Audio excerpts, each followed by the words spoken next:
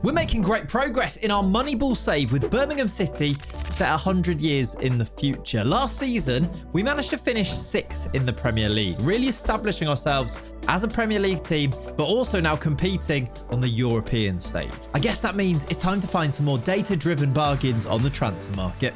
Come on.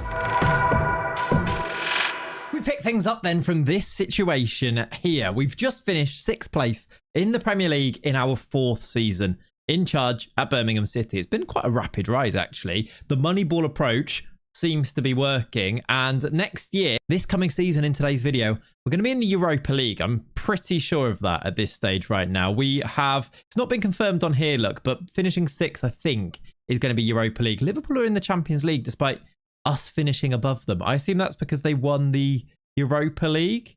Oh, yeah, they did. They beat Penafiel in the final of the Europa League. And Penafiel are one of these weird stories that there's not that many actually in this save, where teams that aren't so successful become really successful because we're 100 years in the future. Penafiel are actually one of those. They got themselves to a Europa League final. They knocked us out in the semi-final of that Europa League last year. 2-0 down to beat us 3-2 with Richard Simmons scoring the goals. That was a little bit of a bottle job by us, wasn't it, in that competition? However, we'll get another crack at the whip next season because we are going to be back in the Europa League and we are now rocking with a new tactic. It's this 4-2-2-2 box system that, well, it seemed to work. It took us to a 6th place finish in the league. However, I've done a bit of a deep dive into the data, actually. We are still conceding way too many goals. If you see, we scored 75, we conceded 63. Compare that to the teams around us, and it's just too many. It's still a positive goal difference, and it's still, you'd probably argue, an overachievement for us to finish in 6th. So I'm almost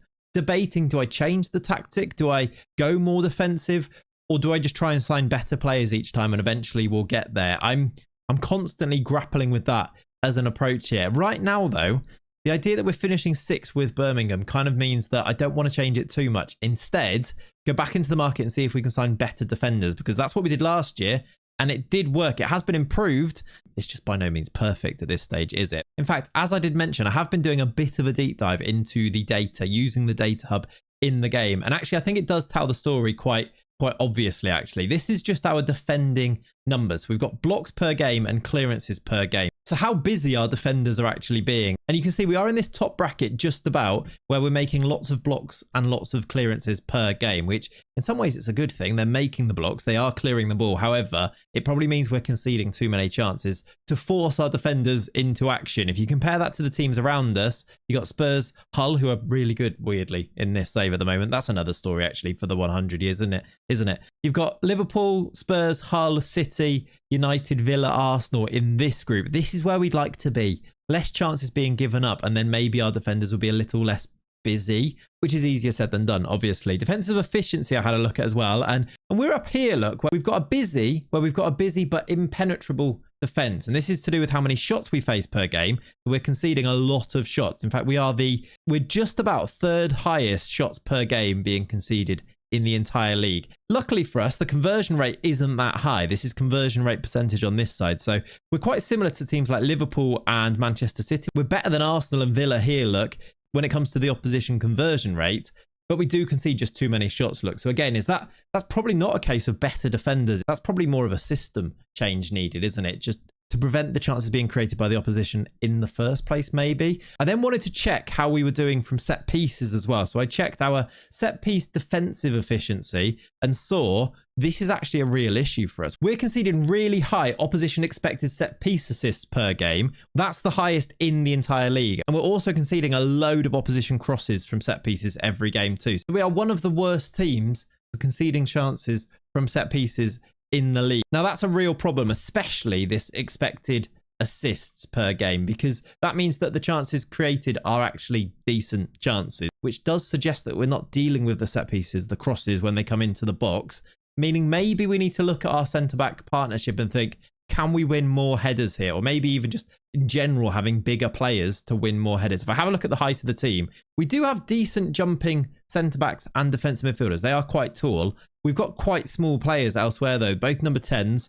Diamande's not huge, I don't think, in the midfield either. He's only 5'9". Both fullbacks are small. Harry Sarr's pretty tall, but Christian's not very. So maybe just overall, we've got quite a small team here. And maybe that's a problem in itself. So all of these things and all of this analysis is going into my mind when it comes to the summer recruitment, which is what I'm going to go and do now as we head into our 5th season. We've got loads of money, £130 million to go and spend. Look at the wage budget. Just because over the course of this save, we've just really turned a profit. In fact, if I go to my manager overview here, you can see that we've bought players for 110 million and sold players for 250 million pounds, showing that actually we are turning a profit. And at one stage, I was trying to make sure that I kept things this way around. But at this point, we probably could go and afford to spend a bit of money. So maybe that's what we do. Maybe we look for big players.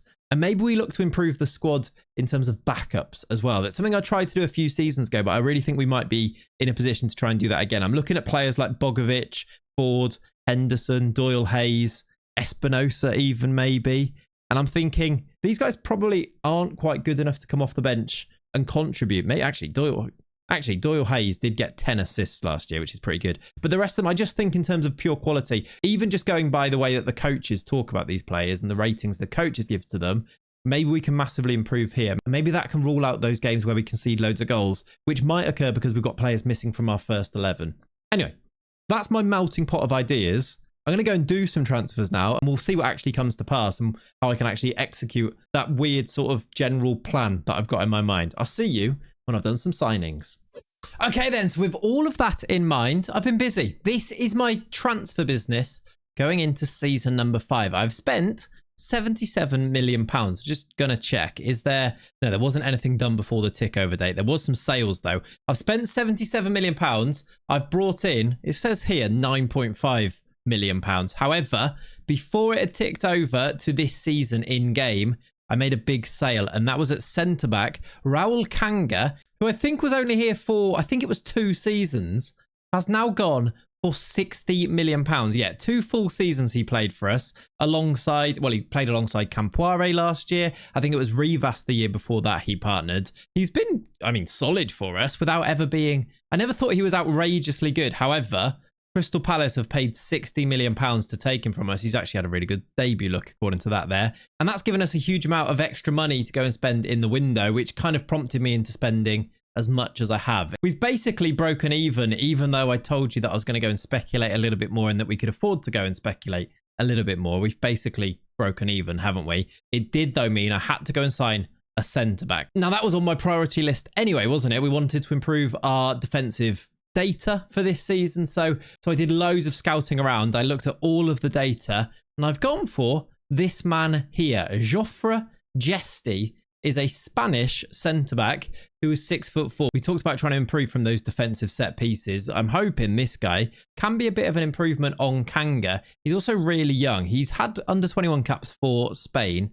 He's only 22, 6'4", with some really good data behind him from last season. Now, I did export this and I did go and have a look on FM Data Lab, and I found that he was one of the top priorities. He was one of the best options out there. But I did actually also notice that I wanted to share with you. You can see some of the stats on the career stats screen here. Things like, look, last season in La Liga, obviously that's a really high quality league. He had 90% passing accuracy. He had a decent average rating, just below a 7, which I think is about right. I'm hoping that when he comes to us, we can get that to go above a 7. And he played 32 times for Girona. He was also wanted by some good teams, and the scout report came back on him pretty favourably. This is his coach report, which I think kind of tells the story. Our coaches rate him as better than Campoire, which is obviously a really good sign, isn't it? So he's come in, he has cost us £22 million. And then the majority of the rest of the signings were all new backups. Ponce, Namba, Urbina, Shavahidze, Suarez, Pascual and Huerta. I'll go through all of them to show you them, and kind of when we go through the team and show you the tactics screen, I'll show you where they fit into the squad.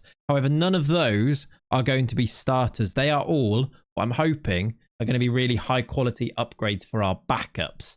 The one starter that I've signed, and it is the biggest signing of this window, is this man here, Rube Charles. Now, what attracted me to Rube Charles was this. I had a look at his data from last year. He'd scored a lot of goals for Antwerp in Belgium. He'd also attracted the interest of some really big teams, look, which is obviously a good indicator that you might have a really good player on your hands. He's got Belgian caps, given him a massive wage. This is because those other teams had made bids for him, and I needed to try and make sure he came to us rather than PSG, for example. So we have managed to bring him in. I'll show you those stats here. Look, 23 goals last year for Antwerp, 8 assists. It's the average rating that attracted me to him mostly, 7.62. Now, that is in Belgium. Can he translate to the Premier League? I think for the price of £35.5 million, I think it's a risk worth taking. He can play as a number 10 or as a striker. And I'm a little bit conflicted about exactly where I'm going to play him, I think. If I just go into this tactical meeting here so that I can show you the team, I think we'll probably end up using him as one of our strikers, rotating with Christian, with Farisar. But every now and then, if we need to rest one of Roa or Arnau, he could easily drop in to play as one of our number 10s here and then say, let's take Roa out and Farisar comes back in, for example. I think this, though, is going to be the team for this season. It's going to be Kiedel in goal, Nakayama and Takamura as our fullbacks, as always. Jesty is now a left-sided centre-back, and he's actually left-footed as well, which is a nice little fit to go alongside Campoiri at the back. Exterbury was great last year. He's our defensive midfielder. Diamande, that is unchanged. We're going to have Charles Arnau and then Roa as the rotating number 10s, or maybe even Rube Charles comes in as one of the strikers with Christian and Farisar. One of the things that I noticed when I was exporting data to have a look for a striker option, when I was looking at how good Rube Charles was compared to other strikers, the best two strikers data-wise in the database that I could find was Christian and Farisar, which just goes to show what we actually have on our hands here. We have players that perform well in the match engine, that do produce great numbers, great data, and we just need to try and keep that going by upping the quality every season, which is what I'm hoping we've done here with Rube Charles coming in, with Jesty coming in, and then with a load of really good other backups coming in too. We now have, let's go through them. We now have Luis Quiros as a backup goalkeeper. He actually came in at the end of last season's summer transfer window, but I don't think I shared him with you. He's a backup goalkeeper who our scouts say has got a lot of potential. So he's our number 2. We've now got Rafael Suarez, who I signed from Colombia for £1.5 million.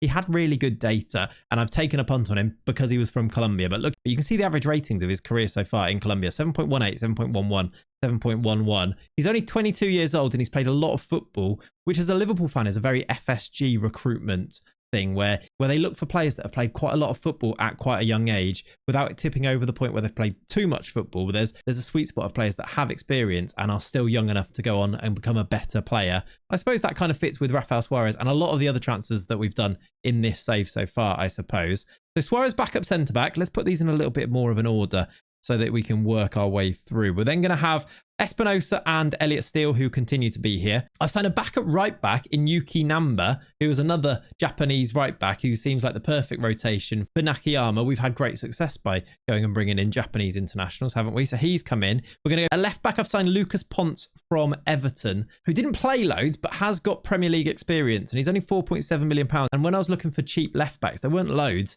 And then there was this guy who was or has played in the Premier League. At once upon a time, he did go for £10 million, look, when Everton signed him. So we're going to take a punt on him as a backup, Lucas Ponce. I've realised this is a bit of a mess on the bench here, so I'm going to kind of actually sort these out a little bit so that we can see which players I'm actually going to use as backups. It's probably a little bit more like, let's leave Ponce out for now because he's a left back, but he's the backup left back. It's going to be Namba, the backup right back. Suarez is one of our backup centre backs alongside Espinosa and Steele. Into the midfield, our backup defensive midfielder is going to be Mateo Huerta, who's only 18, and we've signed him from Levante. Now, I've signed him because he was playing football in La Liga. I went to FM Data Lab, and they've added the league modifiers feature, which is where you can multiply the stats of players if they're playing in a specific league. So, for example, players that are playing in La Liga, I put a ×2 on their data because then it prioritizes those players rather than players that are playing in like Colombia, who have really good data because they're playing in a lesser league. I think we talked about this last time. Mateo Huerta hadn't played loads of football, but because he's playing in Spain, he has a bit of a pedigree. So I brought him in for 2.9 million to be a backup in midfield. We've then got in the central midfield spots, we've got Gigi Shavashidze, who is actually wanted. It's probably for a loan, isn't it? Yeah. He's a deep line playmaker. He's a Georgian international. He's got massive value already, actually, which is quite cool to see. I've signed him from the Georgian team, Dinamo Batumi. I'm hoping we're going to identify a new Georgian amazing prospect. A bit like Kvaratskhelia, which would be quite nice, wouldn't it? But I'm going to take a punt on him. Our scouts quite liked him when I found him. And then we've got Farisar, obviously, and then Rafa Pascual as our fourth choice striker. 6'1", 19 years old. He's played football in the Spanish lower divisions, but scored a lot of goals last year and was only 600k. And the sheer number of goals he scored and the fact that he was so cheap meant it was worth a punt. And he's going to be our fourth choice striker. That pretty much, I think, brings you up to date with the squad. Oh, yeah, I haven't shown you, actually. Claudio Urbina, I think I skipped past. He's going to be our backup, or he's going to be a backup number 10 for us. He's a punt that I've taken from Chile. 5 million he cost us, but lovely, lovely data from last year. 20 games, look, 15 goals. In Chile, yes, but that's ridiculous as a return. It's 19 starts, 15 goals. He was playing as a number 10 as well, not as a striker for this. 6 assists, 7.1 average rating. I'm going to take a punt on him. Whether he develops or not, £5 million. I did talk about it before. We've got money to spend. He can easily, when needed, drop in and take one of these roles in our midfield here. And that's our business. That's our new squad. What's our season preview, actually? Let's check it. We're predicted to finish 12th. I think that's okay. I can't remember if that's higher or lower than before, but we managed to finish 6th last season. I think we can push in to top 5. It'd be lovely to finish in the top 4. But then again, top 5 is usually Champions League. It wasn't last year, look, because Wolves got in, even though they finished in 7th. Liverpool are the favourites, even though we finished above them last season. That's quite interesting, isn't it? Anyway, so that means I'm going to go and play a load of games now, get us up to about January, get us about halfway through our season and see how it goes for season number 5. And here we are then in, well, approaching January. I was going to say in Jan. It's the 31st of December. We're 4th in the league. We're doing very well. It's quite a continuation of last year. If you actually recall, last season, around this stage, we were right up there in a title race. We're a little bit off that title race right now. We're 6 points off the top team, Liverpool. Liverpool, we said they were favourites for the league. They've actually, after finishing 7th, I think it was last year, are actually winning the league this year. We're in those Champions League places, though, although it is kind of similar to last year in that I think we've had a pretty decent run of fixtures, although maybe not so much. I think more recently, yes. We have played City. We have played Hull. We lost to Hull. I don't know why they're so good, but they just are. We played Spurs. We played Liverpool here. Look, we lost 5-4 to Liverpool. It was a bit wild. This is actually, I wanted to talk about this because we've conceded quite a lot of goals again, but I do think it's kind of, we concede lots of goals in certain games, and then in lots of games we are actually doing okay. Like it's 1 goal here, 1 goal here. I mean, maybe we're conceding 1 goal too often, 2 here, 2 here, but there's quite a few clean sheets in our run of form so far this season too. And actually, I think I was maybe being harsh by saying it's been an easy fixture list because we've played United, played Arsenal, played Liverpool. I mean, it's halfway through the season. We would have played everybody at once at this stage, but sometimes the way that the fixtures fall and the order of them can actually mean you get on a good run of form, etc. I actually don't think it was quite as easy as I thought it was. I really felt like we'd had a really easy start, but there were some tough games in there. We just did quite well in them, like beating City here 4-2. It's got a little bit tougher recently. In December, look, we only won 3 games, and one of those games was in the Europa League phase. By the way, we were into the Europa League. I think we were waiting for confirmation about that before. I don't think I mentioned it. We are in the Europa League. We've had a really good start as well. Look, we've won 5 of our first 6 games, drawn 1 to Anderlecht, but we are looking good to go straight through without having to do the playoffs, which is what we had to do last year. So hopefully we can skip that round, which might be helpful. And that kind of just means that overall, I'm pretty happy. If I show you the player screen or the tactics screen here to show you some of the stats, I can show you that some of our best performers have been some of those new signings from the summer. Rube Charles has been a bit of a revelation. I played him up front quite a lot, but 23 games, 21 goals from him, alongside Christian, who's also got 17 in 20. Farisar had an injury. He's now on international duty with Senegal as well. He's only started 13 games, has still got 8 goals, but he's kind of dropped to the bench now, which is a bit of a shame, but I'm sure he'll bounce back from there. But Christian and Rube Charles have been brilliant in those striker roles. And then Moises Roa and Arnau have been really good in the number 10s behind, chipping in with goals and assists from there. The other big great performer this year so far is that of Geoffrey Jesty, who has come in and he's put in a 7.05 average rating, which is an improvement on last year. He looks really good. If I show you some of his centre-back data here, look, I think this kind of tells the story. He's been really good at winning his headers, which is something we definitely looked for. He's actually really good on the ball. Look how he contributes in an attacking sense here with lots of shots for a centre-back. He also does win the ball back loads. Passes completed, this looks low, but it is still 87%. He had 90% last year, so it looks a lot worse than it is, I think. Maybe he loses the ball slightly too often, but that's probably because we've got him playing as a ball-playing defender rather than, you know, just a central defender who keeps it simple with his passing. So I'm very happy with his performances so far, especially because he's so young and because he's going to improve as well from this point. I think the squad we've built is definitely better than last year. We do have a bit of interest at the moment in Luis Espinosa, but those are loans, so I'm probably going to say no to those as we go into this January window. I don't think I'm going to do any business unless an opportunity arises. Let's try and be opportunistic in the transfer window and see if a really good player jumps out and the data really suggests that he's really good. But for now, I'm quite happy with what we've built. If we can finish in this top 4, that would be a dream. If we can go and challenge to win the Europa League this year, that would be a dream too. I think I'm just going to continue the way that we're going. I'll be back at the end of the season, maybe for a cup final, or I suppose I'll be back if we get a really good youth intake, or if I do loads of business in January. I'm going to go and play the game and find out which of those it's going to be. All right then, so I am back, and it is actually the 31st of March, which is a date I've chosen because we've just had our youth intake. We've announced our new intake of youth players. And now some of you already know what's about to happen here because I did a video all about this. One of the most crazy, wild, ridiculous things that has ever happened to me in Football Manager happened at this stage. There is a video up there somewhere or up there somewhere pinned. If you want to go and watch it, if you've watched it already, you know what's going to happen here. We had an intake and Jack Clayts came through the intake on this date here. Jack Clayts, who is my son in game. If you actually show it here, look, he is listed as, well, I am listed as his father. And the weird thing about it is that this happened. And then I've also had a son in real life, obviously. And he's also called Jack. And it's the most weird, ridiculous coincidence. But this is when it happened in the game. Look, 21-30. We, of course, I've offered him a contract. Look, he's actually the only player I've offered a contract. I probably, oh, and also Tom Lewis. The rest of them don't look particularly good, but we're, of course, going to sign Jack. We'll probably try and get him into a game or two as well before the end of the season. If it arises, I'm not sure that that's going to be the case because also, it doesn't look great, to be honest with you. Attributes-wise, it's not amazing. He's also down in, what was he here? He's in the decent talents. Doesn't actually give you his grade here, but he's, I mean, it's not very good, basically. But nepotism is going to take over absolutely in this case, isn't he? I had to come back and share that with you. And like I said, I've made a whole video all about it. But other than that, the other real update is that we have gone through in the Europa League to the round of 16 where we played Penafiel. Do you remember them from last year? We lost the first leg to them 2-1, but we did the reverse to what they did to us last year.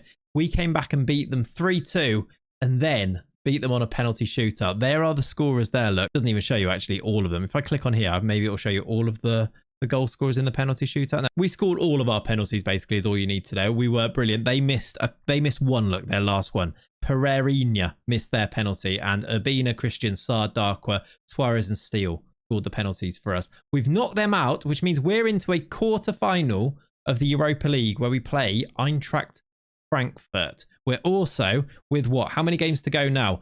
8 games to go. We are still in a Champions League place in the league. I mean, it might go down to the top 5. It would be lovely if that was the case. Why have Spurs got Conference League? Is that from winning the League Cup so far? It must be, right?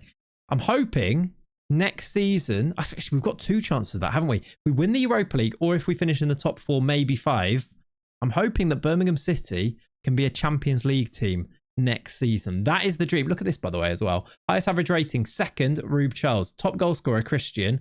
4th top goal scorer, Rube Charles with 16. We're kind of dominating on some of these stats over here as well. I've just seen Abel on there as well. Abel is right up there. Look, one of our former players. 3rd best player in the league average rating. Joint 3rd most assists in the league as well. It'd be lovely to sign him back one day, wouldn't it? We're probably not going to because he's valued at £192 million. Either way, this makes for a very exciting end to the season. We might be back for a final, or I might be back at the end of the season, depending on how the rest of this season goes. Fingers crossed we can convert from a really good situation here. I'll see you in May. And here we are on the 22nd of May, and we've finished, heartbreakingly, we finished 5th.